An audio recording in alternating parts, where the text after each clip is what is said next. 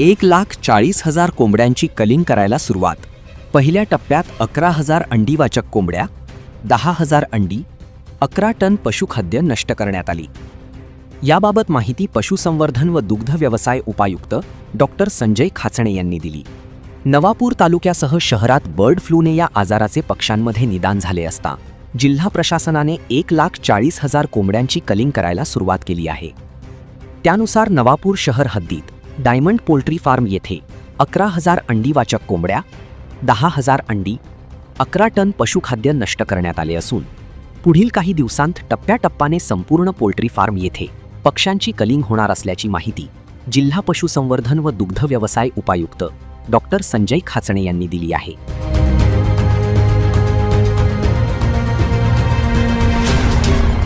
जिल्हा पशुसंवर्धन उपायुक्त आपल्या नवापूरमध्ये 4 पोल्ट्री फार्मचे नमुने आपण तपासणी करता पाठवले होते. त्यातले 3 नमुने पॉझिटिव्ह आले आहेत.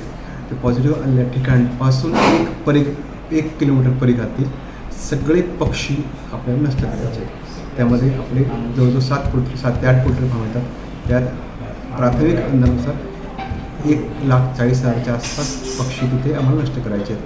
त्यासोबतच त्यांची विष्ठा, त्यांची अंडी आणि त्यांच्या वापरातलं पशुखाद्य हे पण नष्ट करायचं आहे. आणि काल संध्याकाळी डायमंड पोल्ट्री फार्मला काम सुरू झालं होतं. ते रात्री म्हणजे आज सकाळी जवळ 1:30पर्यंत चाललं आणि 11,000 अंड्यावरच्या कोंबड्या, 6,000 अंडी आणि 11 टन पशुखाद्य हे शास्त्रोक्त पद्धतीने आम्ही नष्ट केलेलं आहे. पुढे आणखी काही प्रोसिजर सर? आता या 0 ते 1 किलोमीटर अंतर ते सगळे पक्षी नष्ट करायचे आहेत.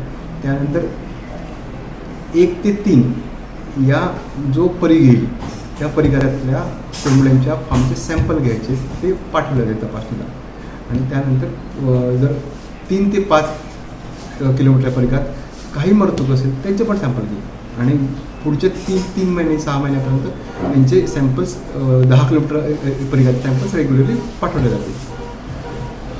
याचं कारण काय असू शकतं साहेब? कारण हे जो आपल्या कोंबड्यांच्या आमचं कच्चा अनुमान आहे की जे मायग्रेटरी बर्ड असतात, जे बाहेरून येणारे पक्षी असतात, त्या पक्ष्यांमुळे हा बर्ड फ्लू नवापूरमध्ये आला आहे.